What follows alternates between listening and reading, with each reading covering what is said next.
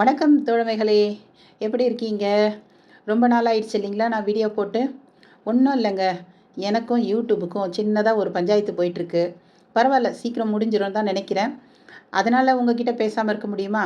அதனால தான் நம்ம வீரர் சூரர் ஷெர்லாக் ஹோம்ஸை பற்றி, அவருடைய சாகசத்தை பற்றி பேசுகிறதுக்கு வந்துட்டேன். வாங்க கதைக்குள்ளே போவோம். உங்கள் காதுகளுக்கு இனிமையான கதைகளை கொண்டு வரும் மகிழ் தமிழ் கதைகள். வாருங்கள் கதைப்போம். கதையின் தலைப்பு பொறியாளரின் கட்டை விரல், the adventures of the engineer's thumb. இதுவரை மிஸ்டர் ஷெர்லாக் ஹோம்ஸிற்கு வந்த வழக்குகளில் 2 வழக்குகள் மட்டும் என் மூலமாக ஹோம்ஸை அடைந்தது. ஒன்று மிஸ்டர் ஹாதர்லியின் கட்டை விரல் சம்பந்தப்பட்டது, மற்றொன்று பித்து பிடித்த கர்னல் வார்பர்டன் பற்றியது. கர்னல் வார்பர்டன் வழக்கில் ஹோம்ஸ் துப்பறிவதற்கான சாத்தியக்கூறுகள் அதிகமாக இருந்தன. ஆனால் மிஸ்டர் ஹாதர்லி வழக்கில் துப்பறிவதற்கான சாத்தியக்கூறுகள் மிக குறைவாக இருந்தாலும் வழக்கு சம்பந்தப்பட்டதற்கான அது ஏற்பட்டதற்கான மூல காரணம் மற்றும் அது வழக்காக மாறிய விதம் அனைத்தும் வியத்தகு பண்புகளை கொண்டிருந்தன. அதனால் இந்த வழக்கை பற்றி விவரிக்கலாம் என்று தேர்வு செய்தேன். இந்த வழக்கை பற்றிய விவரங்கள் பல முறை செய்தித்தாள்களில் வெளிவந்திருக்கின்றன. செய்தித்தாளின் அரை பக்கத்தில் இந்த வழக்கின் அனைத்து விவரங்களும் வெளிவந்திருக்கின்றன. ஆனால் இந்த வழக்கின் ஆச்சரியங்கள் ஒவ்வொன்றாக கண்கூடாக பார்த்த என்னால் அதை அதே வரிசையில் கொஞ்சம் கொஞ்சமாக விவரங்கள் அறியும் போது இருக்கும் சுவாரஸ்யமே தனிதான். அதற்காகத்தான் நான் இந்த வழக்கை தேர்வு செய்தேன். இந்த வழக்கு நடந்து 2 வருடங்கள் கடந்திருந்தும் என் மனதில் ஆழமாக பதிந்து விட்டதால் என் மனதில் இன்றும் அதே உணர்ச்சியுடன் பிரதிபலிக்க முடிகிறது.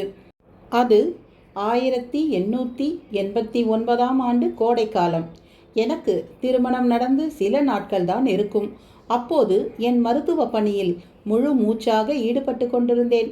அதனால் பேக்கர் தெருவில் ஹோம்ஸை விட்டு பிரிந்து வேறு இடம் பார்த்து குடிபெயர்ந்தேன். இருந்தாலும் ஹோம்ஸை அடிக்கடி சந்தித்த வண்ணம் இருந்தேன். அவரை பொஹீமிய பழக்க வழக்கங்களை விட்டுவிட்டு எங்களையும் வந்து சந்திக்குமாறு கேட்டுக்கொண்டேன். என் மருத்துவ பணி நன்றாக வளர ஆரம்பித்த சமயம் அது. என்னுடைய வைத்தியசாலை பேடிங்டன் ரயில் நிலையம் அருகில் தான் இருந்தது. ரயில் நிலைய அதிகாரிகள் சிலர் கூட எனக்கு வாடிக்கையாளர்களாக இருந்தனர். அதில் ஒரு அதிகாரிக்கு இருந்த தீர்க்க முடியாத நோயை குணப்படுத்தி கொடுத்தேன். அன்றிலிருந்து அனைவரிடமும் என் புகழ் பாட ஆரம்பித்து விட்டார். அவருக்கு தெரிந்தவர்கள் பலரை என் மருத்துவமனைக்கு அனுப்பி வைத்தார். ஒரு நாள் காலை 7 மணி ஆக சில நிமிடங்கள் தான் இருந்த சமயம் என் வீட்டில் இருந்த பணிப்பெண் என் அறையின் கதவை தட்டி எழுப்பினாள். பேடிங்டனில் இருந்து 2 வந்திருப்பதாகவும் என் மருத்துவ ஆலோசனைக்கு காத்திருக்கிறார்கள் என்றும் கூறினாள். நான் விரைவாக தயாரானேன். ரயில் நிலையத்திலிருந்து வரும் நோயாளிகள் எப்படியும் அவசர சூழ்நிலையில் தான் வருவார்கள். அதனால் அவசரமாக தயாராகி கீழ்த்தளத்தை அடைந்தேன். நான் படிகளில் இறங்கி கொண்டிருக்கும் போது என் ஆலோசனை அறையின் கதவை மூடி வெளியில் வந்தார் நான் ஏற்கனவே கூறிய அந்த ரயில் அதிகாரி. அவர் உள்ளேதான் இருக்கிறார் என்றார் மெலிதான குரலில். கட்டை விரலை தோல் வரை உயர்த்தி ஆலோசனை அறை இருந்த திசையில் கட்டை விரலை குலுக்கியவாறு காண்பித்து, அவருக்கு இப்போது தேவலாம் என்றார். ஏதோ ஒரு விசித்திரமான விலங்கை உள்ளே பிடித்து வைத்திருப்பதை போல கூறுகிறாரே என்று என்ன நடந்தது என்று கேட்டேன். உங்களுக்கு ஒரு புது வாடிக்கையாளர் என்றார் முணுமுணுத்தவாறே. அவன் வேறு எங்கும் தப்பித்து செல்லாமல் இருப்பதற்காக நானே அவனை அழைத்து வந்தேன். அவன் இப்போது உள்ளே தான் இருக்கிறான். எந்த பிரச்சனையும் இல்லை. நீங்கள் பார்த்து கொள்ளுங்கள். நான் உடனே கிளம்பியாக வேண்டும். உங்களைப் போலவே எனக்கும் என் கடமைகள் இருக்கிறதல்லவா என்று கூறி சட்டென்று கிளம்பிவிட்டார். நான் நன்றியை தெரிவிப்பதற்குள். நான் உள்ளே நுழைந்தபோது மேசைக்கு அருகில் இருந்த நாற்காலியில் அவர் அமர்ந்திருந்தார். ஹெதர் ட்வீட் அந்த மேலங்கியை அவர் அணிந்திருந்தார். இங்கு ஹெதர் ட்வீட் என்பது கம்பளியால் வேயப்பட்ட ஆடை என்பதை ஆசிரியர் குறிப்பிடுகிறார். அவர் அந்த கம்பளியை அங்கியாக அணிந்திருந்தார். அவருடைய மென்துணியால் வெய்யப்பட்ட தொப்பி மேசையில் இருந்த என் புத்தகங்களுக்கு மேல் வைக்கப்பட்டிருந்தது. இரத்த கரைகள் கொண்ட கைக்குட்டை கொண்டு அவர் தன் ஒரு கை முழுவதையும் கட்டியிருந்தார். அவருக்கு 25 வயது இருக்கலாம். வலிமையான ஆண்மகன் போன்று இருந்தது அவர் முக அமைப்பு. அவர் முகம் அவர் உள்ளத்தில் இருந்த கிளர்ச்சியை வெளிப்படுத்தியது. அவன் மனதின் முழு பலத்தையும் உபயோகித்து கிளர்ச்சியை கட்டுப்படுத்த முயன்று கொண்டிருப்பதை உணர முடிந்தது.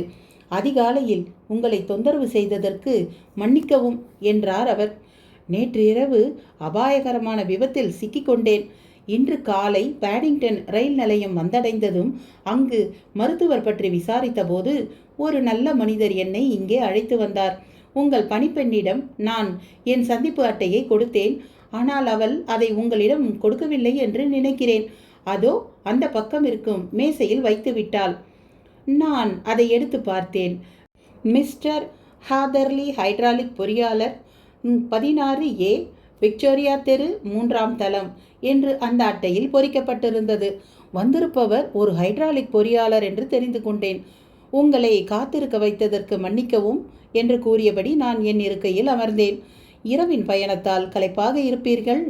உங்கள் வேலை மாறுதல் ஏதும் இல்லாமல் சலிப்புத்தன்மை கொண்டதல்லவா? நேற்றிரவு நடந்தவற்றை மாறுதலற்றது என்று நீங்கள் கூறவே முடியாது என்று கூறி சிரித்தார் அவர். உடல் குலுங்கும் வகையில் இருக்கையில் சாய்ந்து பலமாக மனம் விட்டு சிரித்தார். அவர் சிரிப்பைக் கண்டு என் மருத்துவ அறிவு தலை தூக்கியது. இரத்த அழுத்தம் கூடும் என்பதால் சிரிப்பை உடனே நிறுத்துங்கள், இருக்கையில் உங்களை ஆசுவாசப்படுத்திக் கொள்ளுங்கள் என்று என் உச்சக்கட்ட குரலில் கட்டளையிட்டேன். பின்பு கண்ணாடி குடுவையிலிருந்த நீரை ஊற்றி அவருக்கு பருகத் தந்தேன். நீர் அருந்தியது பலனளித்ததாக தெரியவில்லை. ஒரு உச்சக்கட்ட நெருக்கடியை அனுபவித்து அதிலிருந்து மீண்ட பின் இதை போன்ற வெளிப்பாடு சாத்தியமே. அந்த சிரிப்பிற்கு பின் மிகவும் தளர்ந்து காணப்பட்டார். மன்னிக்கவும், என் நிலைமையை நினைத்து நானே சிரித்து கொண்டேன் என்றார். கவலை கொள்ளாதீர்கள், இதை அருந்துங்கள் என்று கூறி சிறிது பிராண்டியை நீரில் கலந்து கொடுத்தேன். அதை அருந்தியதும் இரத்த ஓட்டம் சிறிது சீரடைந்து அவரது கன்னங்கள் சிவக்கத் தொடங்கின. இப்போது பரவாயில்லை. உடனடியாக என் கட்டை விரலை கவனியுங்கள், கட்டை விரல் இருந்த பகுதியை கவனியுங்கள் என்றும் கூறலாம். அவர் கையில் கட்டியிருந்த கைக்குட்டையை விலக்கி காண்பித்தார். மருத்துவ தொழிலிலிருந்து மரத்து போன என் மனமே பதைபதைக்கும் வண்ணம் இருந்தது அந்த காட்சி. 4 விரல்கள் தெரிந்தன. கட்டை விரல் இருக்கும் பகுதியில் கட்டை விரலை காண முடியவில்லை. துணி போல் ஏதோ ஒன்று தெரிந்தது. கட்டை விரல் வேருடன் எடுக்கப்பட்டதைப் போல இருந்தது. அட கடவுளே, என்ன ஒரு கடுமையான காயம்! இரத்தப்போக்கு அதிகமாக இருந்திருக்குமே. ஆம், கட்டை விரலை எடுத்தவுடன் நான் மயங்கிவிட்டேன். சுயநினைவற்ற நிலையில் பல மணி நேரம் இருந்திருக்க வேண்டும். நினைவு திரும்பி பார்த்தபோது கட்டை விரல் பகுதியிலிருந்து இன்னும் இரத்தம் வெளியேறி கொண்டிருந்தது. அதனால் என் கைக்குட்டையை எடுத்து கையில் மணிக்கட்டும் பகுதியில் கட்டினேன். அந்த கட்டு உறுதியுடன் இருக்க ஒரு குச்சியையும் வைத்து கட்டியுள்ளேன். நல்லது, நீங்கள் இதற்கு முன் அறுவை சிகிச்சை நிபுணராக இருந்தீர்களோ? என் பொறியியல் அறிவை உபயோகித்து நானே முயன்றேன். வலிமை மற்றும் கூர்மை மிகுந்த ஒரு பொருளால் இந்த வெட்டு ஏற்பட்டது போல் இருக்கிறது. கசாப்பு கடைக்காரர்கள் உபயோகிக்கும் கத்தியினால் இந்த வெட்டு ஏற்பட்டது. தவறுதலாக நேர்ந்ததோ? இல்லை இல்லை. ஓ, அப்படி என்றால் தாக்கப்பட்டீர்களோ? ஆம், ஒரு கொலை வெறி தாக்குதல். நீங்கள் கூறுவது என்னை கலக்கமடைய செய்கிறது. காயத்தில் இருந்த இரத்தத்தை பஞ்சு கொண்டு ஒற்றி எடுத்தேன். பின்பு சுற்றியுள்ள பகுதி அனைத்தையும் சுத்தம் செய்தேன். காயத்தின் மேல் பஞ்சு வைத்து மருந்திட்ட துணி கொண்டு கட்டினேன். நான் கட்டும்போது அவர் வலியால் நெளிவதை உணர முடிந்தது. அவ்வப்போது உதடுகளை கடித்து கொண்டார். இப்போது எப்படி இருக்கிறது என்று நான் கட்டு போட்டு முடித்தவுடன் கேட்டேன். நீங்கள் அளித்த பிராண்டியும் கட்டும் என்னை புது மனிதனாக்கி உள்ளது. நான் வலிமையற்று இருந்தேன். இந்த நிலைமையை சமாளிப்பதற்குள் போதும் போதும் என்றாகிவிட்டது. நடந்தவற்றை பற்றி இப்போது நினைவு கூறாதீர்கள். உங்கள் இப்போதைய உடல்நிலைக்கு அது ஏற்றதல்ல. இல்லை இல்லை, நான் இப்போது அதை பற்றி பேசுவதாக இல்லை. நான் காவல்துறையிடம்தான் என் கதையை கூற வேண்டும். நான் கூறப்போவதை அவர்கள் நம்புவார்களா என்று எனக்கு தெரியவில்லை. அவர்களை நம்ப வைக்க இந்த காயம் மட்டும் போதாது என்று நினைக்கிறேன். என்னிடம் இருக்கும் ஆதாரங்கள் தெளிவற்றவை. அவற்றை கொண்டு என்னால் நிச்சயமாக காவல்துறையை நம்ப வைக்க முடியாது. ஓ நோ நோ, இதை போன்ற பிரச்சனைகளை சமாளிக்க என் நண்பர் மிஸ்டர் ஷெர்லாக் ஹோம்ஸினால் முடியும். அதனால் காவல்துறைக்கு செல்லும் முன் மிஸ்டர் ஹோம்ஸை சந்தித்தால் நல்லது என்று எனக்கு தோன்றுகிறது. அவரை பற்றி நான் கேள்விப்பட்டிருக்கிறேன். நீங்கள் இந்த விஷயத்தை பற்றி கூறி எனக்கு அவரிடம் அறிமுகம் செய்து வைக்க முடியுமா? எப்படியும் நான் காவல்துறையிலும் புகார் அளிக்கத்தான் போகிறேன். கவலை கொள்ளாதீர்கள், நானே உங்களுக்கு அவரை அறிமுகம் செய்கிறேன். உங்களுக்கு நான் மிகவும் நன்றி கடன் பட்டிருக்கிறேன். நான் உடனே ஒரு குதிரை வண்டியை வாடகைக்கு அழைத்து வருகிறேன். காலை உணவை அங்கு உண்டு அவரை சந்தித்து அவரிடம் நீங்கள் நடந்தவற்றை கூறலாம். என் கதியை அவரிடம் சொல்லிய பிறகுதான் என் மனமே நிம்மதியடையும். அதற்கு முன் உணவு என்ற எண்ணமே என் மனதில் வர மறுக்கிறது. அப்படியென்றால் என் பணியாளை உடனடியாக ஒரு குதிரை வண்டியை அழைத்து வர சொல்கிறேன். எனக்கு சில நிமிடங்கள் தாருங்கள், உடனே வருகிறேன் என்று கூறி மேல்தளம் விரைந்து சென்று சூழ்நிலையை என் மனைவியிடம் விவரித்தேன். அடுத்த 5 நிமிடங்களில் நானும் அவரும் ஹன்சம் குதிரை வண்டியில் பேக்கர் தெருவை நோக்கி பயணமானோம். ஹன்சம் என்பது பற்றிய ஒரு குறிப்பு. ஹன்சம் என்பது 2 சக்கரங்களை கொண்ட ஒரு வகையான குதிரை வண்டி. இதில் ஒரு குதிரை கட்டப்பட்டிருக்கும். குதிரைக்கு பின்னால் இருவர் அமரும் வகையில் இருக்கையும் இருக்கும். அந்த இருக்கைக்கு பின்னால் இருந்து வண்டிக்காரன் குதிரையை செயல்படுத்துவான். நான் எதிர்பார்த்தவாறே ஹோம்ஸ் அவருடைய வரவேற்பறையில் ட்ரெஸ்ஸிங் கவுன் அணிந்து கொண்டு த டைம்ஸ் நாளிதழின் வேதனை மிகுந்த செய்திகளை படித்து கொண்டிருந்தார். காலை உணவிற்கு முன் புகைக்கும் பைப் அவர் வாயில் இருந்தது. பைப் புகைக்கும் பகுதியை சுற்றி நேற்று புகைத்த சாம்பல் ஆங்காங்கு இருந்தது. ஹோம்ஸ் எங்களை அன்புடன் வரவேற்றார். எங்களுக்கென்று சொல்லி பேக்கன் மற்றும் முட்டைகளை வரவழைத்தார். ஹோம்ஸும் எங்களுடன் அமர்ந்து உண்டார். உண்டு முடித்ததும் காயப்பட்ட என் வாடிக்கையாளரை சோஃபாவில் படுக்கச் செய்தார். அவர் தலைக்கு தலையணை வைத்தார். கைக்கு இலகுவாக எட்டும் வகையில் மேசை மீது தண்ணீர் மற்றும் பிராண்டியை வைத்தார். உங்கள் அனுபவம் எனக்கு சாதாரணமான விஷயமாக தெரியவில்லை. உங்கள் வீட்டில் இருப்பதை போல் நினைத்து ஓய்வு கொள்ளுங்கள். உங்களால் எவ்வளவு முடியுமோ அவ்வளவு பேசுங்கள். களைப்பை உணரும்போது நிறுத்திவிடுங்கள். உங்களுக்கு புத்துணர்ச்சி கொடுக்கவே பிராண்டியும் தண்ணீரும் கைக்கு எட்டும் தூரத்தில் வைத்துள்ளேன். நன்றி. மருத்துவர் வாட்சனின் சிகிச்சையும் உங்களின் உணவு உபசரிப்பும் நான் முழுமையாக குணம் அடைந்து விட்டது போன்ற உணர்வை தருகிறது. உங்கள் நேரத்தை விரயமாக்காமல் நடந்தவற்றை கூறுகிறேன். ஹோம்ஸ் தன் பெரிய ஆர்ம் சேரில் அமர்ந்தார். அவர் கண்களில் களைப்பு தெரிந்தாலும் முனைப்புடன் ஆர்வத்துடனும் இருந்தன. நான் ஹோம்ஸின் எதிரில் அமர்ந்திருந்தேன். என் வாடிக்கையாளர் கூறப்போகும் விசித்திரமான அனுபவத்தை கேட்க அமைதியுடன் காத்திருந்தேன். நான் என் பெற்றோரை இழந்தவன், திருமணம் ஆகாதவன், தனிமையில் லண்டனில் வசிக்கிறேன். நான் ஹைட்ராலிக்ஸ் பொறியாளராக வேலை பார்க்கிறேன். வென்னர் அண்ட் மாதசன் என்ற புகழ்பெற்ற நிறுவனத்தில் 7 வருடங்கள் பயிற்சி பெறும் நிலையில் வேலை பார்த்தேன். 2 வருடங்களுக்கு முன் என் தந்தை இறந்ததால் நானே சுயமாக தொழில் செய்யலாம் என்று நினைத்து விக்டோரியா தெருவில் ஒரு அலுவலகத்தை வாடகைக்கு எடுத்தேன்.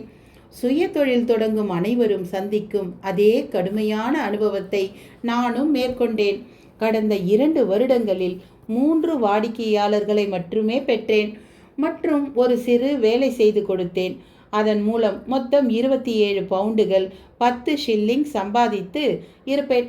தினமும் காலை 9 மணிக்கு அலுவலகத்தை திறந்து விடுவேன். ஒவ்வொரு நாளும் குன்றிய மனதுடன் தான் 4 மணிக்கு அலுவலகத்தை மூடிச் செல்வேன். இந்த சுய தொழிலை ஒழித்து கட்டிவிடலாம் என்ற எண்ணமே எனக்கு மேலோங்கி இருந்தது.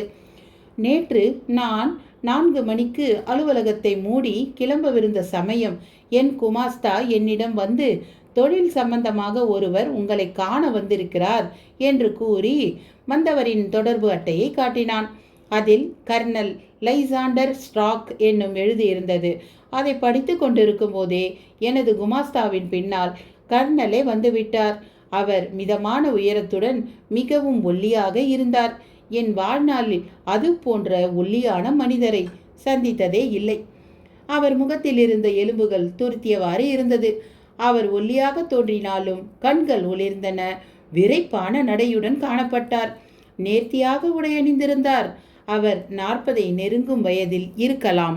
மிஸ்டர் ஹாதர்லி என்று கேட்ட அவர் குரலில் ஜெர்மன் மொழியின் உச்சரிப்பு இருந்தது. உங்களை பற்றி ஒருவர் பரிந்துரை செய்ததால் உங்களை நாடி வந்தேன். நீங்கள் உங்கள் வேலையில் கெட்டிக்காரர் என்று கேள்விப்பட்டேன். உங்கள் தொழிலில் நீங்கள் மிகவும் நேர்த்தியானவர் என்றும் அறிந்தேன்.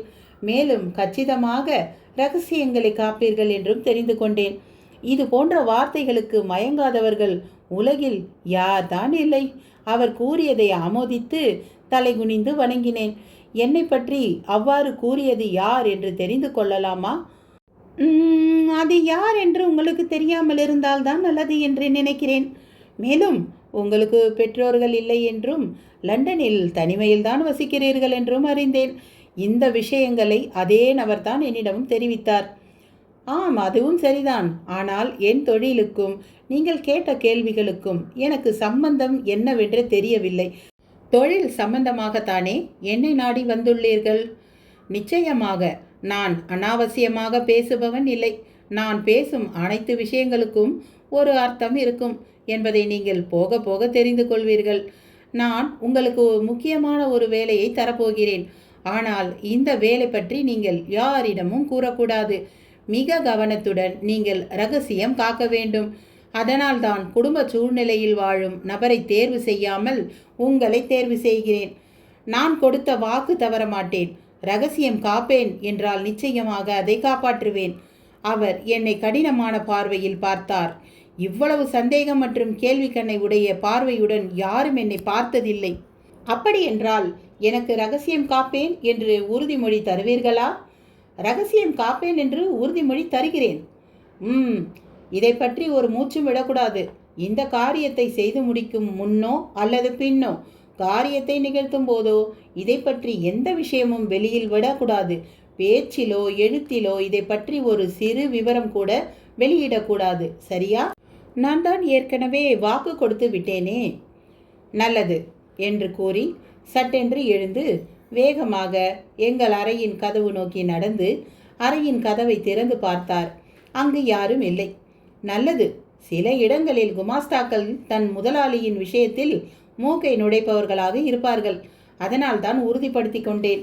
நாம் இப்போது நிம்மதியாக பேசலாம். ஒரு நாற்காலியை எடுத்து என் அருகில் அமர்ந்து கொண்டு மறுபடியும் கேள்வி கணையுடைய பார்வையை என் மீது செலுத்தினார். அவரது செய்கைகள் ஒருவித எரிச்சலை தான் ஏற்படுத்தியது எனக்கு. ஒரு வாடிக்கையாளரை இழந்து விடுவோமோ என்ற பயமும் இருந்தது. இருந்தும் என் பொறுமை எல்லை கடந்தது. நீங்கள் உங்கள் வேலை என்னவென்று கூறினால் நன்றாக இருக்கும். என்னுடைய நேரம் எனக்கு முக்கியம் என்று கடைசியாக நான் உதித்த வார்த்தைகளை கூறியிருக்கக்கூடாது. என்னையும் மீறி அந்த வார்த்தைகளை கூறிவிட்டேன். ஒரு நாள் இரவு வேலைக்கு 50 கினியாஸ் தருகிறேன். அது போதுமா என்று கேட்டார். இங்கே கினியாஸ் என்பது ஆப்பிரிக்காவில் உள்ள கினியாவிலிருந்து எடுக்கப்பட்ட தங்கம் கொண்டு 1663 ஒரு பவுண்டு தங்க நாணயங்கள் வெளியிடப்பட்டன. அதன் புழக்கம் 1814 நிறுத்தப்பட்டது. இது மிகவும் பிரசித்தி பெற்ற நாணயம் என்பதால் கினியா என்ற பெயரை 1890களிலும் உபயோகித்தனர். அந்த கினியாஸை தான் தருகிறேன் என்றார் அவர். நிச்சயமாக என்று நான் சொன்னேன். ஓர் இரவு வேலை என்று கூறினாலும் அது 1 மணி நேரத்திற்கு மேல் ஆகாது. என்னிடம் ஹைட்ராலிக்ஸ் கொண்டு அழுத்தம் செய்யும் ஒரு எந்திரம் இருக்கிறது. அது இப்போது வேலை செய்யவில்லை. அதை நீங்கள் பார்த்து என்ன சிக்கல் என்று கூறினால் போதும். அதை சரி செய்யும் வேலையை நாங்கள் பார்த்து கொள்வோம். இந்த வேலை உங்களுக்கு சரியாக வருமா? வேலை சிறியதாகவும் அதற்கான சன்மானம் பெரியதாகவும் இருக்கிறதே என்று கேட்டேன். ஆம், இன்று இரவு கடைசி ரயிலில் வாருங்கள். எங்கு வர வேண்டும்? பெட்ஷயரில் உள்ள ஐபோட் என்னும் இடத்திற்கு. இது ஆக்ஸ்பர்ட்ஷயர் எல்லைக்கு அருகில் உள்ளது. ரெடிங்கிலிருந்து 7 மைல் சுற்று வட்டாரத்திற்குள் தான் இருக்கும். பாடிங்டன் ரயில் நிலையத்திலிருந்து 11:15 மணிக்கு ஒரு ரயில் கிளம்புகிறது. அதில் நீங்கள் வந்தால் சரியாக இருக்கும். நல்லது. உங்களை ரயில் நிலையத்திலிருந்து அழைத்து செல்ல ஒரு குதிரை வண்டி அனுப்புகிறேன். ஓ, ரயில் நிலையத்திலிருந்து குதிரை வண்டியில் தான் உங்கள் விடத்தை அடைய முடியுமா? ஆம், என்னிடம் நகர்ப்புறத்திலிருந்து சற்று ஒதுங்கிய இடமாகும். ஐபாட் ரயில் நிலையத்திலிருந்து ஒரு 7 மைல் தூரம் இருக்கும். அப்படியென்றால் என்னால் இன்று இரவே திரும்ப முடியாது. இன்று இரவே திரும்பி வர ரயில் எதுவும் இல்லையே. இரவு அங்கேயே தங்க வேண்டியிருக்குமே. ஆம், கவலை கொள்ளாதீர்கள். நீங்கள் தங்குவதற்கு நாங்கள் இடமளிக்கிறோம். இது சங்கடமாக இருக்கிறது. நான் நாளை பகல் பொழுதில் வருகிறேனே. நீங்கள் இரவில் வந்தால்தான் எங்களுக்கு உபகாரமாக இருக்கும். இந்த சங்கடமான நிலைக்கு ஈடு செய்யும் வகையில்தான் தெரியாத இளைஞனுக்கு அதிகமான சன்மானம் தருகிறேன். உங்களுக்கு இஷ்டமில்லை என்றால் கூறிவிடுங்கள். நான் வேறு யாரையாவது பார்த்துக்கொள்கிறேன். என்று கொஞ்சம் கடுமையாகவே அவர் கூறினார். 50 கினியாக்கள் கிடைத்தால் நான் இருக்கும் நிலைமைக்கு எவ்வளவு உதவியாக இருக்கும் என்று யோசித்து பார்த்தேன். இல்லை இல்லை, உங்களுக்கு வேறு யோசனை வேண்டாம். நீங்கள் கூறும் விதிமுறைகளுக்கு கட்டுப்படுகிறேன். ஆனால் நான் என்ன செய்ய வேண்டும் என்று எனக்கு தெளிவாக புரியவில்லை. நீங்கள் சற்று விளக்கமாக கூறினால் நன்றாக இருக்கும். நிச்சயமாக. நான் ரகசியம் காக்க வேண்டிக் கொண்டது உங்கள் ஆர்வத்தை கூட்டி இருக்க வேண்டும். வேலை என்ன என்று நீங்கள் தெளிவாக புரிந்த பின்னரே நாம் அடுத்த கட்ட நடவடிக்கையை எடுக்கப் போகிறோம். நாம் இங்கு பேசுவதை யாரும் ஒட்டு கேட்க மாட்டார்கள் என்பது நிச்சயம்தானே? ஆம். புல்லர்ஸ் எர்த்தின் விலை மதிப்பு அதிகம் என்பதை நீங்கள் அறிவீர்கள் அல்லவா? இங்கே புல்லர்ஸ் எர்த் என்பது ஒரு வகையான களிமண். துணியில் இருக்கும் எண்ணெய் பிசுக்கை போக்க உதவும் முக்கியமான பொருளாக ஆலைகளில் உபயோகப்படுத்தப்பட்டன. புல்லர்ஸ் எர்த்தின் விலை மதிப்பு அதிகம் என்பதை நீங்கள் அறிவீர்கள். அது இங்கிலாந்து நாட்டில் ஓரிரு இடங்களில் மட்டுமே கிடைக்கக்கூடியது என்பதையும் நீங்கள் அறிவீர்கள். ஆம், அதை நான் அறிவேன். சில நாட்களுக்கு முன் சிறு அளவில் ஒரு நிலம் வாங்கினேன். இது ரெடிங் நகரத்திலிருந்து 10 மைல் தொலைவில் இருக்கிறது. இந்த நிலத்தில் புல்லர்ஸ் எர்த் இருப்பதை நான் கண்டுபிடித்தது என் புண்ணியம். ஆனால் என் நிலப்பகுதிக்கு கீழ் குறைந்த அளவிலேயே புல்லர்ஸ் எர்த் இருப்பதை உணர்ந்தேன். என் நிலப்பகுதியின் இடது மற்றும் வலது பகுதியில் இருக்கும் நிலத்தில் மிகவும் அதிகமான அளவில் புல்லர்ஸ் எர்த் கிடைக்கும் என்பதையும் அறிந்தேன். ஆனால் அந்த நில உரிமையாளர்களுக்கு புல்லர்ஸ் எர்த் அங்கு இருப்பது தெரியாது. அவர்கள் அதை அறிவதற்குள் அந்த நிலப்பகுதிகளை வாங்கிவிட வேண்டும் என்ற தீர்மானத்தில் இருக்கிறேன். ஆனால் அந்த நிலங்களை வாங்கும் அளவிற்கு முதலீடு செய்ய என்னிடம் பணம் இல்லை. இந்த ரகசியத்தை பாதுகாக்கும் என் நெருங்கிய நண்பர்கள் சிலரின் துணை கொண்டு என் நிலப்பகுதியில் இருக்கும் புல்லர்ஸ் எர்த்தை எடுத்து அதன் மூலம் ஈட்டிய பொருள் கொண்டு மற்ற 2 நிலங்களையும் வாங்கிவிடலாம் என்று திட்டமிட்டிருக்கிறேன். சில நாட்களாக நாங்கள் புல்லர்ஸ் எர்த் எடுக்கும் பணியில் ஈடுபட்டுள்ளோம். இதற்காக ஒரு ஹைட்ராலிக்ஸ் அழுத்தமானி இயந்திரத்தை நிறுவித்து உள்ளோம். அந்த இயந்திரம் இப்போது பழுதடைந்து விட்டது. அதை பழுது பார்த்து சரி செய்ய உங்கள் ஆலோசனை எங்களுக்கு வேண்டும். நாங்கள் இந்த ரகசியத்தை மிகுந்த கவனத்துடன் பாதுகாத்து வருகிறோம். எங்கள் வீட்டிற்கு ஹைட்ராலிக்ஸ் பொறியாளர் வந்து செல்கிறார் என்பதை அண்டை வீட்டில் உள்ளவர்கள் அறிந்தால் அவர்களுக்கு பல சந்தேகங்களும் கேள்விகளும் எழும். அவர்கள் புல்லர்ஸ் எர்த் இருப்பதை தெரிந்து கொண்டால் நான் இவ்வளவு நாள் பட்ட கஷ்டங்கள் அனைத்தும் வீணாகிவிடும். அதனால்தான் யாருக்கும் இதை பற்றி நீங்கள் கூற வேண்டாம் என்று கேட்டுக்கொண்டேன். இப்போது உங்களுக்கு இதை பற்றி புரிந்திருக்கும் என்று நினைக்கிறேன். நீங்கள் கூறுவது எனக்கு புரிகிறது. ஆனால் இன்னும் எனக்கு ஒரு சந்தேகம். புல்லர்ஸ் எர்த்தை வெளியில் எடுக்க நீங்கள் மண்ணை தோண்டித்தானே ஆக வேண்டும். அதற்கு ஹைட்ராலிக்ஸ் அழுத்தம் கொடுக்கும் இயந்திரம் தேவையில்லையே? ஆஹா என்றார் என் கேள்வியை பெரிதாக எடுத்துக்கொள்ளாமல். நாங்கள் எங்களுக்கென்று புது செயல்முறையை கண்டுபிடித்துள்ளோம். எடுக்கும் மண்ணை செங்கல் போன்ற அமைப்பில் மாற்றி வெளியில் எடுப்போம். அதனால் வெளியில் யாருக்கும் சந்தேகம் வராதல்லவா? அதற்காகத்தான் நான் உங்களை என் முழு நம்பிக்கையில் எடுத்துள்ளேன் மிஸ்டர் ஹதர்லி என்று கூறியவாறே அவர் எழுந்தார். உங்களை சரியாக 11:15 மணிக்கு ஐபோர்ட் ரயில் நிலையத்தில் எதிர்பார்க்கிறேன். நான் நிச்சயம் வருவேன். யாரிடமும் இதை பற்றி பேசாதீர்கள். கேள்விக்குரிய பார்வையோடு என் முகத்தை நீண்ட நேரம் பார்த்துவிட்டு குளுமையான அவன் கைகளை குலுக்கி பின் சென்றான். நடந்தவை அனைத்தையும் நினைத்து பார்க்கும்போது என்னை அறியாமல் ஒரு அச்சம் தோன்றியது. திடீரென்று இப்படி ஒரு வேலை வரும் என்று நான் சற்றும் எதிர்பார்க்கவில்லை. ஒரு பக்கம் 10 மடங்கு அதிகம் பணம் வருவதை நினைத்து சந்தோஷமாக இருக்கிறது. இந்த பணியை சரியாக முடித்து கொடுத்தால் மேலும் சில வாய்ப்புகள் வரலாம்.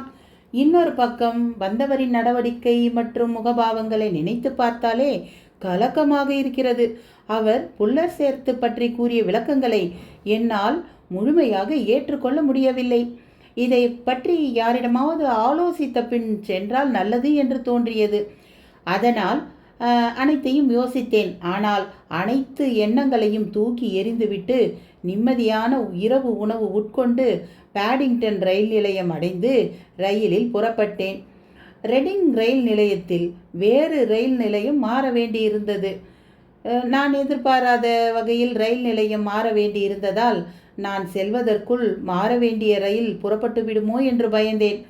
ஆயினும் எப்படியோ சரியான சமயத்தில் அந்த ரயிலை அடைந்து சரியாக 11 மணிக்கு ஐபோர்ட் ரயில் நிலையத்தை அடைந்தேன்.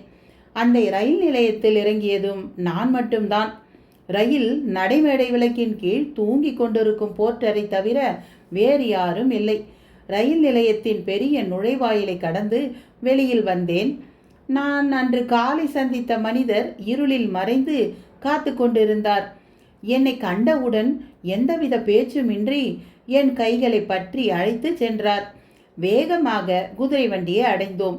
அந்த வண்டியின் கதவுகள் நாங்கள் ஏறுவதற்கு ஏதுவாக திறந்தே வைக்கப்பட்டிருந்தன. நாங்கள் உள்ளே ஏறி அமர்ந்ததும் வண்டியின் கதவுகள் மற்றும் ஜன்னல்கள் மூடப்பட்டன. அதிவிரைவாக குதிரை வண்டி செலுத்தப்பட்டது. அந்த வண்டியில் எத்தனை குதிரைகள் பூட்டப்பட்டிருந்தன என்று குறுக்கிட்டார் ஹோம்ஸ். ஒரு குதிரைதான். ஓ, குதிரையின் வண்ணம் என்னவென்று நினைவிருக்கிறதா? ஆம், வண்டியின் இருபுற விளக்கின் வெளிச்சத்தில் பார்த்தேன். அது செஸ்நட்டின் வண்ணத்தில் இருந்தது. இங்கு செஸ்நட்டின் பற்றி ஒரு குறிப்பு. ஐரோப்பிய நாடுகளில் இருக்கும் ஒரு வகையான மரத்தில் செஸ்நட் காய்க்கிறது. இது பளபளப்பான பழுப்பு நிறத்தில், அதாவது பிரவுன் கலரில் இருக்கும். அது செஸ்நட்டின் வண்ணத்தில் இருந்தது. ஓ, குதிரை களைப்புடன் இருந்ததா? இல்லை, ஆரோக்கியமாக துடிப்புடன் இருந்தது. நன்றி. உங்கள் விவரிப்பை தடை செய்ததற்கு மன்னிக்கவும். நீங்கள் மேலும் தொடரலாம். நாங்கள் கிட்டத்தட்ட 1 மணி நேரம் பயணித்திருப்போம். கர்னல் லைசாண்டர் ஸ்டார்க் காலை கூறியது 7 மைல்கள். ஆனால் போகும் போகை பார்த்தால் கிட்டத்தட்ட 12 மைல்களாவது இருக்கும். பயணத்தின் போது அவர் எதுவும் பேசவில்லை. நான் அவரை பார்க்கும் போதெல்லாம் அவர் கண் முழுவதும் என் மேலேயே இருப்பதை உணர்ந்தேன். அந்த பகுதியின் சாலை சரியானதாக தெரியவில்லை. வண்டி குலுங்கியபடியே பயணித்தது. வண்டியின் ஜன்னல் கண்ணாடிகள் வழியே என்னால் எதையும் பார்க்கவும் முடியவில்லை. குளிரினால் ஜன்னல் கண்ணாடிகளில் பனி படர்ந்திருந்தது. தெரு விளக்குகள் மங்கலாக நகர்வதை மட்டுமே உணர முடிந்தது. அவ்வப்போது கர்னலை பேச்சுக்கு இழுத்தேன். அவர் ஒற்றை அசை வார்த்தைகளிலேயே பதிலளித்தார். ஒற்றை அசை என்பது ஒரே ஒரு உயிரெழுத்தை கொண்ட வார்த்தையை குறிக்கும். அவர் ஒற்றை அசை வார்த்தைகளிலேயே பதிலளித்தார். கடைசியாக வண்டியின் குலுக்கல்கள் குறைந்து மென்மையான சரளைக்கல் சாலையில் சிறிது நேரம் பயணித்து பின் நின்றது. நான் வண்டியிலிருந்து இறங்கும்போது நேரடியாக வீட்டின் வாசல் படியில்தான் கால் வைத்தேன். அதனால் வீட்டின் முன்பகுதி எப்படி இருந்தது என்று என்னால் பார்க்க முடியவில்லை. நான் உள்ளே நுழைந்தவுடன் வாசல் கதவு சாத்தப்பட்டது. வெளியில் நகர்ந்த குதிரை வண்டியின் ஒலியை மிகவும் மெலிதாக கேட்க முடிந்தது. வீட்டின் உள்ளே வெளிச்சம் ஏதுமின்றி இருளாக இருந்தது. கர்னல் முணுமுணுப்புடன் தீப்பெட்டியை தேடிக்கொண்டிருந்தார். அப்போது எதிர்முனையில் ஒரு கதவு திறந்தது. அந்த கதவிலிருந்து ஒரு நீண்ட வெளிச்சம் அறையை கொஞ்சம் கொஞ்சமாக ஆக்கிரமித்தது. அந்த கதவின் வழியே ஒரு பெண்மணி விளக்குடன் நுழைந்தாள். விளக்கை தலைக்கு மேல் பிடித்தவாறு முகத்தை முன்னால் துருத்தி கொண்டு எங்களை நோக்கினாள். அவள் அழகாக இருந்தாள். விளக்கின் வெளிச்சம் அவள் ஆடைகளில் பட்டு மினுமினுத்தன. அவள் அணிந்திருந்த ஆடை விலை உயர்ந்தது. அவள் வேற்று மொழியில் கர்னலிடம் ஏதோ ஒரு கேள்வி கேட்டாள். கர்னல் முரட்டுத்தனமாக ஒரு பதிலை கூறியவுடன் அவள் கலக்கமடைந்து விளக்கை தவற விட்டிருப்பாள். கர்னல் அவள் அருகில் சென்று அவள் காதருகில் ஏதோ முணுமுணுத்தார். பின்பு அவள் எந்த கதவின் வழியே அந்த அறைக்கு வந்தாலோ அதே வழியில் உள்ளே சென்றாள். அவளிடமிருந்து வாங்கிய விளக்குடன் என்னை நோக்கி வந்தார் கர்னல். நீங்கள் இந்த அறையில் சில நிமிடங்கள் காத்திருங்கள், நான் வந்து உங்களை சந்திக்கிறேன் என்று கூறி மற்றொரு அறையின் கதவை திறந்து என்னை உள்ளே அனுமதித்தார். அது ஒரு சிறிய அறை. அறையின் மத்தியில் வட்ட வடிவில் ஒரு மேசை இருந்தது. அதில் பல ஜெர்மன் மொழி புத்தகங்கள் ஒழுங்கின்றி வைக்கப்பட்டிருந்தது. கர்னல் அந்த அறைக்கதவின் அருகில் இருக்கும் ஹார்மோனிய பெட்டிக்கு அருகில் விளக்கை வைத்தார். வெகு நேரம் காத்திருக்க வேண்டியிருக்காது, நான் உடனே வந்து விடுவேன் என்று கூறி இருளில் மறைந்தார். அந்த மேசையிலிருந்து புத்தகங்களை பார்த்தேன். எனக்கு ஜெர்மன் மொழி தெரியாது என்றாலும் எந்த வகையான புத்தகங்கள் அங்கு இருந்தன என்று என்னால் கண்டு கொள்ள முடிந்தது. அறிவியல் சம்பந்தமான புத்தகங்கள் மற்றும் கவிதை தொகுப்புகள் காணப்பட்டன. ஜன்னல் வழியாக ஏதாவது பார்க்கலாம் என்று நினைத்தேன். ஓக் மரத்தால் செய்யப்பட்ட உள் ஜன்னல்கள் கொண்டு இறுக்கமாக தாழிடப்பட்டிருந்தது.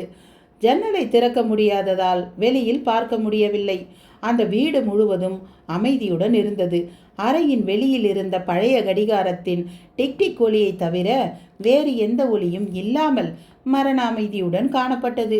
அந்த அமைப்பு என்னுள் ஒரு கலக்கத்தை ஏற்படுத்தியது. யார் இந்த ஜெர்மானியர்கள்? எதற்காக இவ்வளவு ஒதுக்குப்புறமான பகுதியில் வசிக்கிறார்கள்?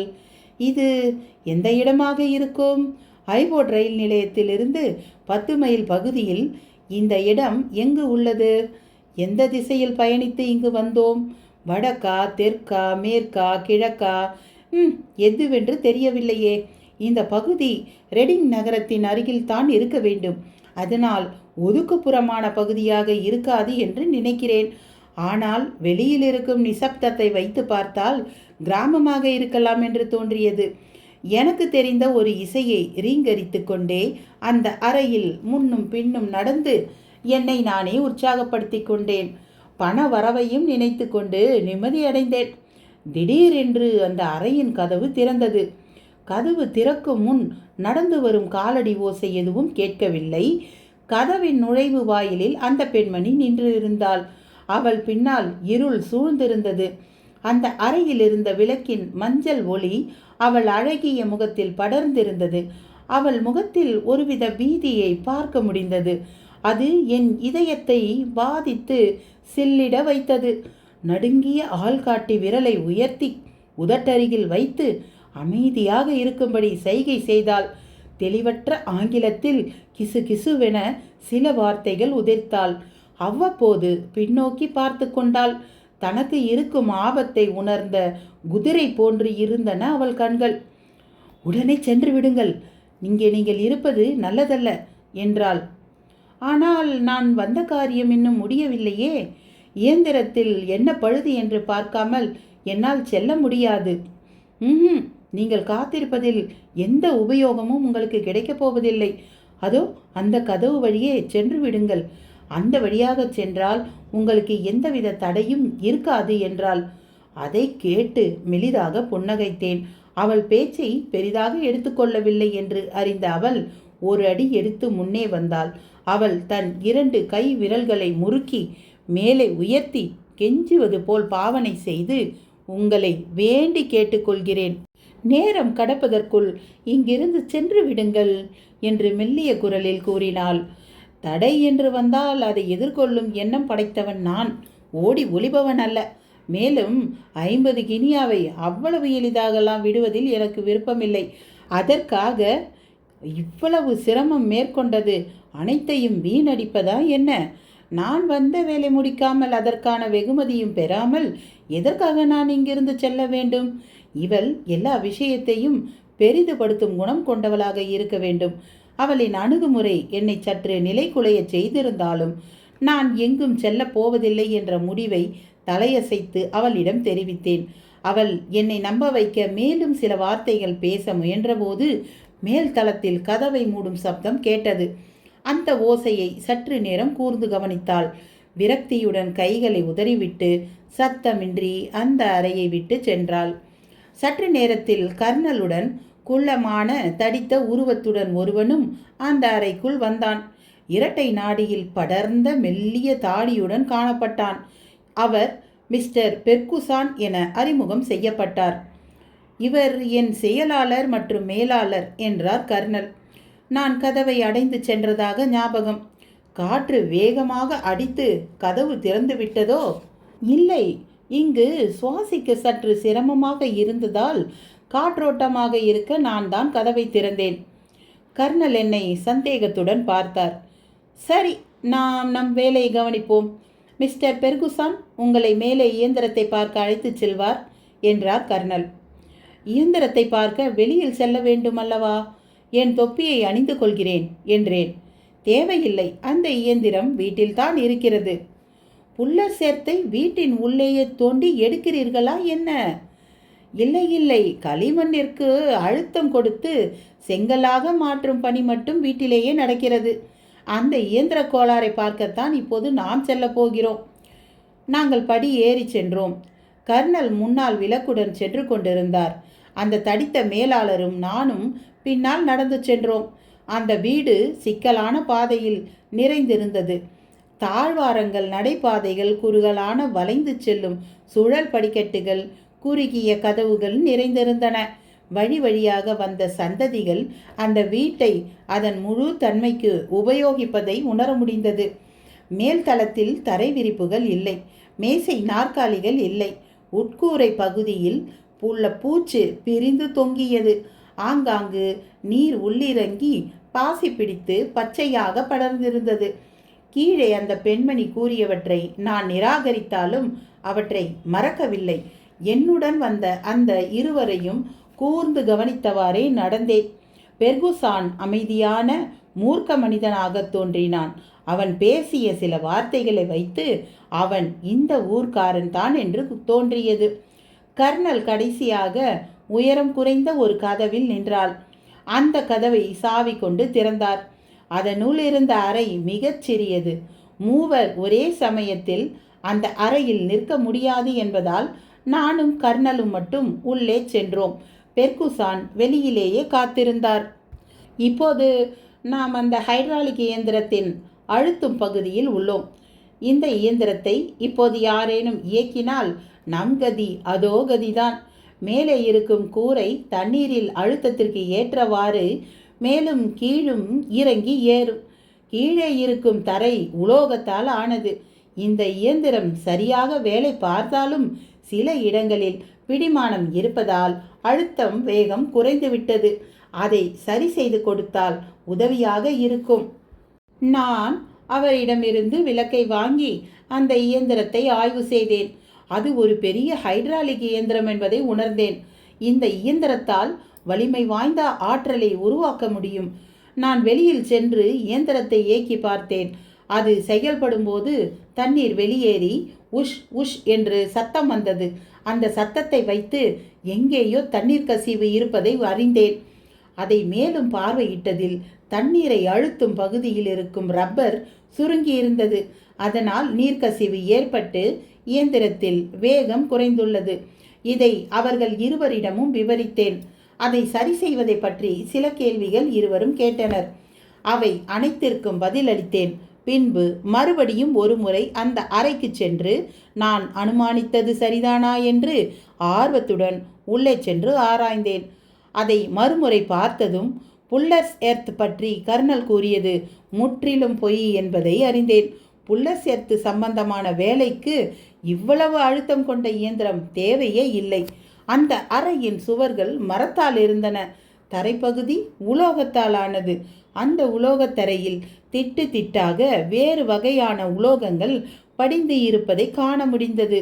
நான் கீழே குனிந்து அது என்ன வகையான உலோகம் என்று கூர்ந்து கவனிக்க ஆரம்பித்த போது கர்னல் ஆச்சரியத்துடன் முணுமுணுத்தார். கோபமுகத்துடனும் காணப்பட்டார். அங்கு என்ன செய்து கொண்டிருக்கிறீர்கள் என்று கேட்டார். புல்லர் சேர்த்து பற்றி ஒரு பெரிய கதையை கூறி என்னை ஏமாற்றி இருக்கிறீர்கள் அல்லவா? என்ன பயன்பாட்டிற்காக இந்த இயந்திரத்தை உபயோகப்படுத்துகிறீர்கள் என்று கூறினால் உங்களுக்கு சரியான ஆலோசனையை என்னால் கொடுக்க இயலும் என்றேன். வார்த்தைகளை உதிர்த்த பிறகுதான் நான் கூறியது தவறு என்று உணர்ந்தேன். கர்னலின் முகம் இறுக்கமடைந்தது. தீய ஒளி அவர் கண்களில் மின்னியது. ஓ, அப்படியா? இந்த இயந்திரம் எதற்காக பயன்படுகிறது என்று நீங்களே பார்க்கலாம் என்று கூறி கர்னல் ஒரு அடி பின்னே எடுத்து வைத்து வெளியில் சென்று கதவை மூடி சாவி கொண்டு கதவினை பூட்டினார். நான் வேகமாக சென்று கதவை திறக்க கைப்பிடியை அழுத்தினேன். அந்த கதவை தள்ளியும் உதைத்தும் பார்த்தேன். எதுவும் பலனளிக்கவில்லை.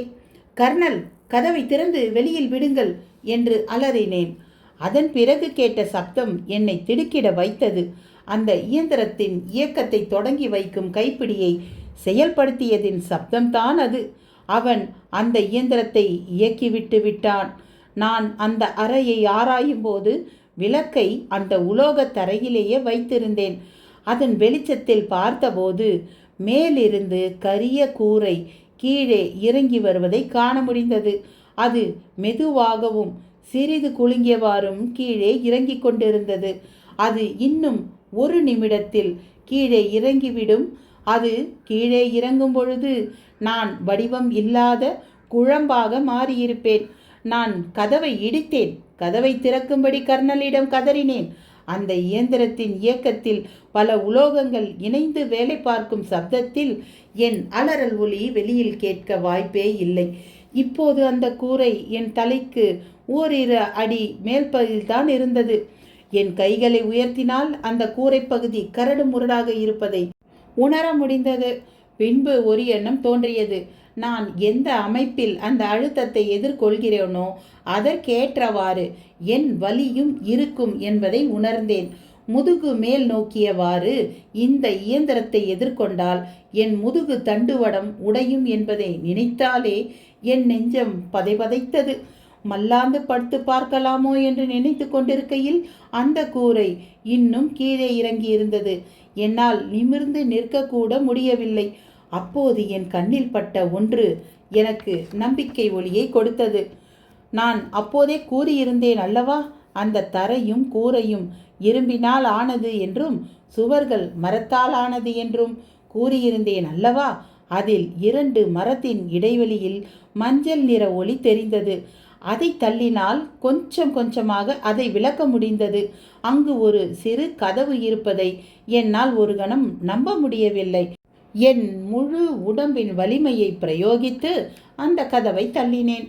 தள்ளிய வேகத்தில் கதவின் அந்த பக்கத்தில் அரை மயக்கத்தில் விழுந்தேன். அந்த கதவுகள் நான் வெளியில் வந்ததும் மூடிக்கொண்டன. பிறகு உள்ளே விளக்கு நொறுங்கி உடையும் சப்தம் கேட்டது. பின்பு சில கணம் கடந்ததும் அந்த இரும்பு கூரையும் தரையும் இடித்து கொள்ளும் சப்தம் கேட்டது. நூலிடையில் தப்பித்ததை அப்போதுதான் நான் உணர்ந்தேன். அப்போது சட்டென்று என் மணிக்கட்டை பிடித்து யாரோ இழுத்தார்கள். நான் கற்கள் பதித்த குறுகிய தாழ்வாரத்தில் கிடப்பதை உணர்ந்தேன்.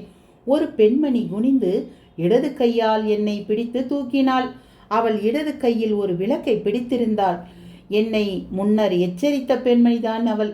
அவள் பேச்சை கேட்காமல் விட்டது எவ்வளவு பெரிய முட்டாள்தனம் என்பதை உணர்ந்தேன். வாருங்கள், எந்த கணமும் அவர்கள் இங்கே வரலாம்.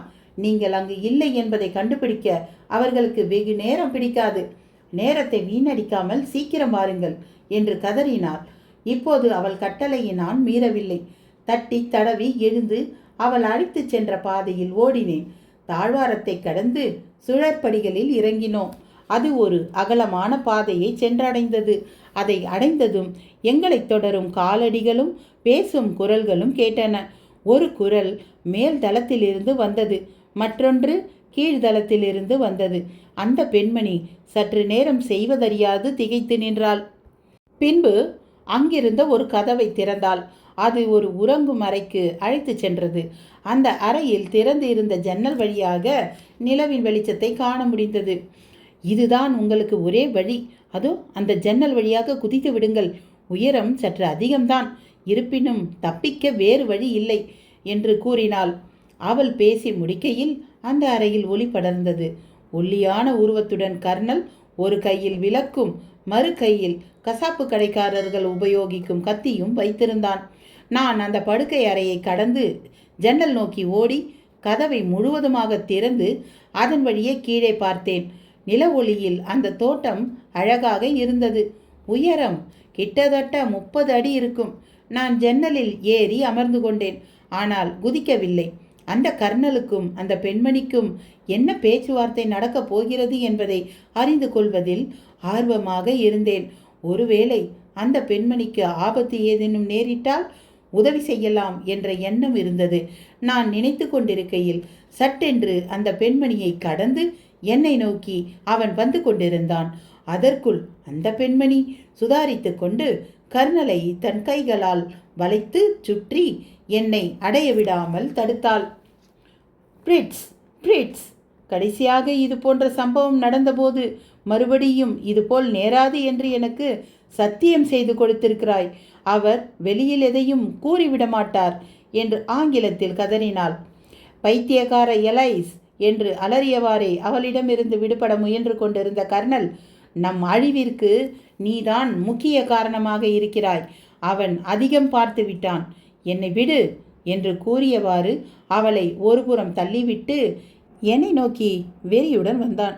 அதற்குள் நான் வெளியில் இறங்கி ஜன்னலின் விளிம்பை பிடித்து தொங்கிக் கொண்டிருந்தேன். அப்போது அவன் வீசிய வெட்டு என் மீது விழுந்தது. கொஞ்சம் வலியை உணர்ந்தேன். என் பிடி தவறி கீழே இருந்த தோட்டத்தில் விழுந்தேன். கீழே விழுந்த எனக்கு அதிர்வலை ஏற்படுத்தியது. ஆனால் தெய்வாதீனமாக காயங்கள் எதுவும் ஏற்படவில்லை. அதனால் விழுந்து எழுந்து புதர்களின் இடையில் புகுந்து ஓடினேன். ஆபத்து என்னை இன்னும் நீங்கவில்லை என்றும் உணர்ந்தேன். திடீரென்று எனக்கு தலை சுற்றியது. பலவீனம் அடைந்ததைப் போல் உணர்ந்தேன். அப்போதுதான் முதன்முறையாக என் கையை பார்த்து அதிர்ச்சி அடைந்தேன். என் கட்டை விரல் வெட்டப்பட்டிருந்தது. வெட்டுப்பட்ட இடத்திலிருந்து இரத்தம் வெளியேறி கொண்டிருந்தது. கைக்குட்டையை எடுத்து என் கைகளில் கட்டினேன். சட்டென்று என் காதில் ஒரு ரீங்காரம் கேட்டு ஒருவித மயக்கம் என்னை ஆட்கொண்டது. பின் அந்த ரோஜா தோட்டத்திலேயே மயங்கி விழுந்தேன். எவ்வளவு நேரம் சுயநினைவின்றி இருந்தேன் என்று எனக்கு தெரியவே இல்லை. பல மணி நேரம் ஆகியிருக்க வேண்டும். நிலவு விடைபெற்று கதிரவன் உதயமாகியிருந்தது. என் ஆடைகள் முழுவதும் பனித்துளிகள் படர்ந்திருந்தன. என் சட்டை கைப்பகுதி முழுவதும் இரத்தக்கரையுடன் இருந்தது. கையில் இருந்த காயத்தை கண்டதும் தான் நடந்த ஆபத்தான நிகழ்வுகள் என் ஞாபகத்திற்கு வந்தன. ஆபத்து நம்மை இன்னும் பின்தொடரலாம் என்று அஞ்சி உடன் எழுந்து ஓடலானேன். நான் எழுந்தபோது அங்கு தோட்டத்தையோ அந்த வீட்டையோ காண முடியாததைக் கண்டு அதிர்ச்சி அடைந்தேன். நான் மயங்கி கிடந்த இடத்திற்கு அருகில்தான் சாலை இருந்தது. சற்று தூரத்தில் ஒரு நீளமான கட்டிடம் தென்பட்டது. அதை நோக்கி அருகில் சென்றதும் அதுதான் நேற்று வந்திறங்கிய ஐபோட் ரயில் நிலையம் என்பதையும் அறிந்து கொண்டேன். என் கையில் அந்த காயம் மட்டும் இல்லை என்றால் நான் நேற்று நடந்தவற்றை ஒரு கெட்ட கனவாகத்தான் நினைத்திருப்பேன். திகைப்புடன் ரயில் நிலையம் அடைந்து அடுத்த ரயில் எப்போது என்று விசாரித்தேன். இன்னும் அரை மணி நேரத்தில் ரெடிங்கிற்கு அடுத்த ரயில் வருவதை உணர்ந்தேன். நேற்று அங்கு வந்திறங்கிய போது தூங்கிக் கொண்டிருந்த போர்ட்டரை கண்டேன். அவனிடம் கர்னல் லைசாண்டர் ஸ்டாக் பற்றி விசாரித்தேன். அப்படி யாரையுமே அவனுக்கு தெரியவில்லை. நேற்று காத்திருந்த குதிரை வண்டி பற்றி ஏதேனும் அறிவானா என்று கேட்டு பார்த்தேன். அவன் அதை பற்றி ஏதுமே அறியவில்லை. இங்கு காவல் நிலையம் எங்கு இருக்கிறது என்று கேட்டேன். 3 மைல் தூரத்தில் உள்ளதாக சொன்னான். 3 மைல் நடக்கும் அளவிற்கு என்னிடம் வலிமையும் தெம்பும் இல்லாததால் காவல் நிலையம் செல்லும் எண்ணத்தை கைவிட்டு லண்டன் வந்து மற்ற விஷயங்களை பார்த்து கொள்ளலாம் என்று திரும்பிவிட்டேன். காலை 6 மணிக்கு பேடிங்டன் வந்ததும் என் காயத்திற்கு கட்டு போட்டு கொண்டேன். நல்ல எண்ணத்துடன் மருத்துவர் வாட்சன் என்னை இங்கு அழைத்து வந்தார். இந்த வழக்கை நான் உங்களிடம் ஒப்படைக்கிறேன். உங்கள் அறிவுரைப்படி அடுத்த நடவடிக்கைகள் எடுக்க சித்தமாயிருக்கிறேன். என் வாடிக்கையாளரின் அசாதாரண விவரிப்பை கேட்டு முடித்ததும் நாங்கள் சற்று நேரம் அமைதியாக இருந்தோம். பின்பு ஷெர்லக் ஹோம்ஸ் தன் புத்தக அலமாரியிலிருந்து ஒரு புத்தகத்தை எடுத்தார். அந்த புத்தகத்தில் செய்தித்தாள்களிலிருந்து வெட்டி எடுத்த செய்தி குறிப்புகளை பத்திரப்படுத்தியிருந்தார். 1 வருடத்திற்கு முன் வெளிவந்த இந்த விளம்பரத்தை படிக்கிறேன், கேளுங்கள். காணவில்லை. 9ஆம் தேதி மிஸ்டர் ஜெர்மியா ஹேலிங், வயது 26, ஹைட்ராலிக் பொறியாளர். இரவு 10 மணிக்கு வீட்டிலிருந்து சென்றவர் திரும்பவில்லை. அவர் அன்று. இதற்கு மேல் அவர் அணிந்திருந்த ஆடை அணிகலன்கள் பற்றிய விவரம் தான் இருந்தது. அது நமக்கு தேவையில்லாத விஷயம். இந்த நிகழ்வின் போதுதான் கர்னல் சென்ற முறை தன் இயந்திரத்தை பழுது பார்த்துள்ளார் என்பதை அறியலாம். அபாரம்! அந்த பெண்மணியிடம் கடைசியாக கூறிய வார்த்தைகள் இந்த விளம்பரத்தை ஒத்திருக்கிறது என்று கூவினார் என் வாடிக்கையாளர். இதிலிருந்து அந்த கர்னல் எவ்வளவு மூர்க்கமானவர் என்று தெரிகிறது. அவன் எதிர்கொள்ளும் தடைகளை விளக்க மனிதாபிமானமற்ற செயல் எது வேண்டுமானாலும் செய்பவன். கொள்ளையடித்த கப்பலில் உயிர் பிழைத்திருக்கும் அனைவரையும் ஒருவர் விடாமல் கொல்லும் கடல் கொள்ளையர்களுக்கு ஒப்பானவன் அவன். நேரம் தாழ்த்தாமல் ஸ்காட்லாண்ட் யார்ட் காவல்துறையை சந்திப்போம், பின் ஐபோட் செல்வோம் என்றார் ஹோம்ஸ். 3 மணி நேரம் கழித்து நாங்கள் அனைவரும் ஐபோட் நோக்கி ரயிலில் பயணமானோம். நான், ஷெர்லாக் ஹோம்ஸ், ஹைட்ராலிக் பொறியாளர் மற்றும் ஸ்காட்லாண்ட் யார்ட் காவல்துறை மேலாளர் பிராட் ஸ்ட்ரீட் ஆகியோர் பயணித்தோம். பிராட் ஸ்ட்ரீட் எங்கள் முன் அந்த கவுண்டியின் ஆர்டினன்ஸ் வரைபடத்தை எங்கள் முன்னால் விரித்தார். ஆர்டினன்ஸ் வரைபடம் இங்கிலாந்து அரசர்களால் 15ஆம் நூற்றாண்டில் உருவாக்கப்பட்டது. போரின் போது நிலப்பகுதிகள் பற்றி அறிந்து கொள்ள வரைபடம் வரைய தனிக்குழு அமைத்தனர். பின்பு கொஞ்சம் கொஞ்சமாக இங்கிலாந்தில் உள்ள அனைத்து பகுதிகளும் இதுபோல் வரைபடமாக்கப்பட்டன. இந்த வரைபட நிறுவனம் இன்றும் இயங்கி வருவது குறிப்பிடத்தக்கது. அந்த கவுண்டியின் ஆர்டினன்ஸ் வரைபடத்தை தான் பிராட்ஸ்ட்ரீட் எங்கள் முன் விரித்தார். பின் வட்ட வடிவங்களை வரைய உதவும் காம்பஸ் கொண்டு ஐபோர்ட் ரயில் நிலையத்தை மையமாக வைத்து ஒரு வட்டத்தை அந்த வரைபடத்தில் வரைந்தார். இதோ இந்த வரைபடத்தில் நான் வரைந்த வட்டத்தை கவனியுங்கள். ஐபோர்ட் கிராமத்தை மையமாக வைத்து இந்த வட்டம் வரையப்பட்டுள்ளது. நீங்கள் அழைத்து செல்லப்பட்ட இந்த இடம் இந்த வட்டத்தின் விளிம்பில் தான் எங்கோ இருக்க வேண்டும். நீங்கள் 10 மைல் என்று கூறினீர்கள் அல்லவா என்றார் பிராட்ஸ்ட்ரீட். அது 1 மணி நேர பயணம். நீங்கள் சுய நினைவற்று திரும்புகையில் அதே வழியில் தான் அழைத்து வரப்பட்டீர்களா? அப்படித்தான் இருக்க வேண்டும். எனக்கு அவ்வளவு தெளிவாக நினைவில்லை. என்னால் ஒன்று மட்டும் புரிந்து கொள்ள முடியவில்லை. நீங்கள் தோட்டத்தில் மயங்கி கிடந்த நிலையில் எப்படி உங்களை உயிருடன் விட்டார்கள் என்பது புரியாத புதிராகவே இருக்கிறது. அந்த பெண்மணியின் வார்த்தைகளுக்கு கட்டுப்பட்டு பின்வாங்கியிருப்பானோ என்று கேட்டேன் நான். அதற்கு வாய்ப்பு குறைவுதான். அவ்வளவு இரக்கமற்ற முகத்தை நான் இதுவரை பார்த்ததே கிடையாது. கவலைப்படாதீர்கள், நாம் இப்போது எல்லாவற்றையும் கண்டுபிடித்து விடலாம். இதோ இந்த வட்டத்தின் விளிம்பில் இருக்கும் ஏதோ ஒரு பகுதியில் தான் நாம் தேடுபவன் இருக்க வேண்டும் என்றார் பிராட்ஸ்ட்ரீட். அந்த இடம் எதுவென்று என்னால் கூற முடியும் என்றார் ஹோம்ஸ் அமைதியுடன். அப்படியா, கண்டுபிடித்து விட்டீர்களா? உங்கள் கூற்றை கேட்பதற்கு முன் மற்றவர்களின் அபிப்பிராயத்தையும் அறிவோம். நான் தெற்கு பகுதியில் இருக்கலாம் என்று நினைக்கிறேன். அங்கு குடியிருப்புகள் ஏதும் இல்லாமல் வெறிச்சோடி கிடக்கிறது என்றார் பிராட்ஸ்ட்ரீட். கிழக்கு என்றார் என் வாடிக்கையாளர்.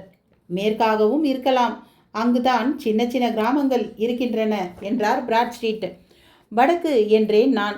ஏனென்றால் அந்த பகுதியில் மட்டும்தான் மலைகள் இல்லை. என் வாடிக்கையாளர் விவரித்தபோது மேடான பகுதியில் சென்றதாக கூறவில்லை. ஆஹா, எல்லா வகையான பதில்களும் வந்துவிட்டன என்றார் பிராட்ஸ்ட்ரீட் சிரித்துக்கொண்டே. ஹோம்ஸ், எங்களில் யார் சரியான முடிவு எடுத்தார்கள் என்று கூறுங்கள் பார்ப்போம். அனைவரின் கணிப்பும் தவறு என்றார் ஹோம்ஸ். அது எப்படி? எல்லோரின் கணிப்பும் தவறாக இருக்க முடியும்? ஆம், ஏனென்றால் அந்த பகுதி இங்கு அல்லவா இருக்கிறது என்று கூறி ஹோம்ஸ் அந்த வரைபடத்தில் வட்டத்தின் மையப்பகுதியில் விரலை வைத்தார். அப்படியென்றால் அந்த 12 மைல் பயணத்திற்கு என்ன அர்த்தம் என்றார் பிராட்ஸ்ட்ரீட். 6 மைல் தூரம் ஒரு திசையில் சென்று பின்பு அதே வழியில் திரும்பியிருக்கிறது உங்கள் பயணம். நீங்கள் உங்கள் பயணத்தை தொடரும் முன் அந்த குதிரை களைப்பு இல்லாமல் இருந்ததாக கூறினீர்கள் அல்லவா? 12 மைல்கள் கரடு முரடான சாலையில் செல்லும் குதிரை மிகவும் களைப்புடன் அல்லவா இருக்க வேண்டும் என்றார் ஹோம்ஸ். நீங்கள் கூறுவது உண்மையாக இருக்க அதிக வாய்ப்புகள் இருக்கிறது. சூழ்ச்சிகரமானதாகவும் தெரிகிறது என்றார் பிராட்ஸ்ட்ரீட். இவர்கள் கள்ள நாணயங்கள் தயாரிப்பவர்கள். நாணயங்கள் தயாரிக்க அரசு இப்போது வெள்ளி உலோகத்தை உபயோகிக்காமல் உலோக கலவையை உபயோகிப்பதால் இந்த செயல்முறை மாற்றத்திற்கான இந்த இயந்திரத்தை நிறுவியுள்ளனர் என்றார் ஹோம்ஸ். சில காலங்களாக கள்ள நாணயங்கள் தயாரிக்கும் கும்பல் பற்றி புகார்கள் வந்த வண்ணம் இருந்தன. அவர்கள் 1000 அரை கிரவுன் நாணயங்கள் அச்சிட்டுள்ளார்கள். நாங்கள் அவர்களை பிடிக்க ரெடிங் வரை விரைந்தோம். அதற்கு மேல் அவர்களை தேடி பிடிக்க முடியவில்லை. ஆனால் இப்போது சிக்கிவிடுவார்கள் என்று நினைக்கிறேன் என்றார் பிராட்ஸ்ட்ரீட். பிராட்ஸ்ட்ரீட்டின் கணிப்பு தவறாக இருந்தது.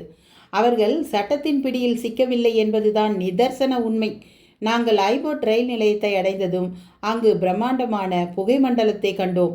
தூரத்தில் தெரிந்த மரங்களின் இடையில் இருந்த அந்த புகை வெளிவந்து கொண்டிருந்தது. வீடு தீப்பிடித்து விட்டதா என்று பிராட்ஸ்ட்ரீட் ரயில் நிலையத்தில் இருந்த ரயில் நிலைய மேலாளரை கேட்டார். ஆம் என்றார் மேலாளர். எப்போது ஆரம்பித்தது? நேற்று இரவு தொடங்கியது என்று கேள்விப்பட்டேன். தீ அடங்கவே இல்லை. அந்த இடமே கொழுந்து விட்டு எரிகிறது. அது யாருடைய வீடு? மருத்துவர் பெட்சர் உடையது. அந்த மருத்துவர் ஒரு ஜெர்மன் அல்லவா? ஒல்லியாக நீண்ட கூரிய மூக்குடன் இருப்பவர் தானே என்று குறுக்கிட்டார் ஹாதர்லி. ரயில் நிலைய மேலாளர் சிரித்து கொண்டார். இல்லை, அந்த மருத்துவர் ஒரு ஆங்கிலேயர். இந்த பகுதியில் அவர் அணியும் வெய்ஸ்கோட் போல் நேர்த்தியான ஒன்றை யாரும் பார்த்திருக்க முடியாது. அவருடன் ஒரு நோயாளி அங்கு தங்கியுள்ளார். அந்த நோயாளி வேற்று நாட்டவர். அவர் மிகவும் நல்லவர். ரயில் நிலைய மேலாளர் தன் பேச்சை முடிப்பதற்குள் நாங்கள் அனைவரும் புகை வந்த திசை நோக்கி விரைந்தோம். சிறிது தூரம் நடந்ததும் அங்கு பறந்து விரிந்த ஒரு பெரிய வெள்ளை நிற கட்டிடத்தை கண்டோம். அந்த கட்டிடத்தை சுற்றி இருந்த ஜன்னல்கள் அனைத்திலும் நெருப்பு கொழுந்து விட்டு எரிந்து கொண்டிருந்தது. அந்த வீட்டிற்கு முன்னால் இருந்த தோட்டத்தில் 3 தீயணைப்பு வண்டிகள் நின்று தீயை அணைக்க போராடி கொண்டிருந்தன. இதோ இங்குதான், இந்த சரளைக்கல் சாலை வழியாகத்தான் நேற்று இரவு அந்த வீட்டை அடைந்தேன் என்று கூச்சலிட்டார் ஹாதர்லி. இதுதான் நான் கிடந்த ரோஜா செடிகள் நிறைந்த தோட்டம். அதோ அந்த 2வது ஜன்னலில் இருந்து தான் நான் குதித்தேன். நல்லது, நீங்களே அவர்களை பழி தீர்த்து கொண்டீர்கள். நீங்கள் அந்த சிறு அறையில் சிக்கிய போது விட்டு சென்ற விளக்கின் காரணமாக சுற்றியிருந்த மரச்சுவற்றில் தீப்பிடித்து இருக்கிறது. உங்களை துரத்தி வந்த சமயத்தில் தீயை கவனிக்காமல் விட்டுவிட்டார்கள். அவர்கள் உங்களை பின்தொடராமல் இருந்ததற்கு தீ அதிகமானதுதான் காரணமாக இருக்க வேண்டும். இங்கு சுற்றி நிற்கும் கூட்டத்தில் அவர்கள் யாரேனும் இருக்கலாம். ஆனால் அதற்கு வாய்ப்பில்லை. இந்நேரம் சில 100 மைல்கள் கடந்து சென்றிருப்பார்கள் என்றார் ஹோம்ஸ்.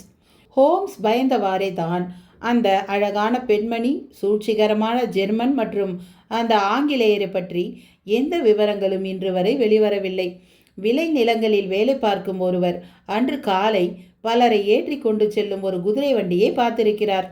அந்த வண்டிகள் முழுவதும் பெரிய பெரிய பெட்டிகள் அடுக்கி வைக்கப்பட்டிருக்கிறது. அந்த வண்டி ரெடிங் நோக்கி பயணித்திருக்கிறது. அந்த வண்டியின் தடத்தை வைத்து சிறிது தூரம் வரை தான் தொடர முடிந்தது. அதற்கு மேல் அது எங்கு சென்றது என்று தெரியவில்லை.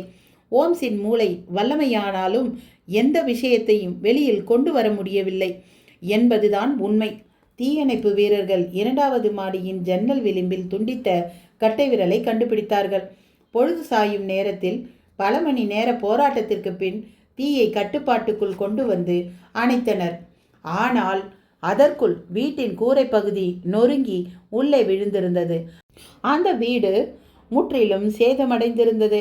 வளைந்த சிலிண்டர்களும் இரும்பு குழாய்கள் மட்டுமே மிச்சம் இருந்தது. ஆனால் ஹாதர்லி மேற்பார்வையிட்ட இயந்திரம் பற்றி எந்த ஒரு சுவடும் இல்லை. வீட்டின் வெளியில் இருந்து சிறு அறையில் நிக்கல் மற்றும் ஈய உலோகம் காணப்பட்டன. அச்சிடப்பட்ட நாணயங்கள் எதுவும் சிக்கவில்லை. நாணயங்களை அவர்கள் பெட்டிகளில் ஏற்று சென்று இருக்கக்கூடும். ஹாதர்லி எப்படி தோட்டத்தில் இருந்து சுய நினைவு திரும்பி இடத்திற்கு வந்தார் என்பதற்கு சரியான விளக்கங்கள் இல்லை. காலடி தடங்களை ஆராய்ந்ததில் யாரோ இருவர் அவரை தூக்கி வந்திருக்கிறார்கள் என்பதை அறிய முடிந்தது. அதில் ஒருவரின் காலடித்தடம் சிறியதாகவும் மற்றொருவரின் கால் தடம் பெரியதாகவும் காணப்பட்டது. அந்த பெண்மணியும் ஆங்கிலேயனும் எரியும் தீயிலிருந்து ஹாதர்லியை காப்பாற்றி தூக்கி வந்து வேறு இடத்தில் படுக்க வைத்திருக்கலாம். நாங்கள் லண்டன் திரும்புகையில் ஹாதர்லி கூறியதாவது, கட்டை விரலை இழந்தேன், 50 கினியாவையும் இழந்தேன். இதில் என்ன லாபம் அடைந்தேனோ தெரியவில்லை. அனுபவம் என்றார் ஹோம்ஸ் சிரித்து கொண்டே. இந்த அனுபவம் உங்களுக்கு மறைமுகமாக உதவி செய்ய போகிறது. இனி உங்கள் வாழ்க்கையில் சந்திக்கும் நபர்களில் நல்லவர் யார், நயவஞ்சகர் யார் என்று அனுமானிக்கும் திறன் உங்களுக்கு அதிகரித்திருக்கும். அது உங்களுக்கு லாபம் தானே. கதை முற்றும். என்ன நட்புகளே, கதை எப்படி இருந்தது? நல்லா இருந்ததா? நல்லா இருந்ததுன்னா ஒரே ஒரு லைக்கை கொடுங்க. உங்கள் ஃப்ரெண்ட்ஸ்க்கெல்லாம் ஷேர் பண்ணுங்கள். நம்ம சேனலுக்கு நீங்கள் புதுசாக வந்திருந்தீங்கன்னா இது போன்ற கதைகளை எல்லாம் கேட்பதற்கு நம்ம சேனலை சப்ஸ்கிரைப் பண்ணிக்கோங்க. அப்படியே பக்கத்தில் இருக்கிற பெல் ஐக்கானையும் அழுத்திடுங்க. அடுத்தடுத்து நான் போடுற கதைகள் எல்லாம் உங்களை தேடி வந்து கொண்டே இருக்கும். நன்றி.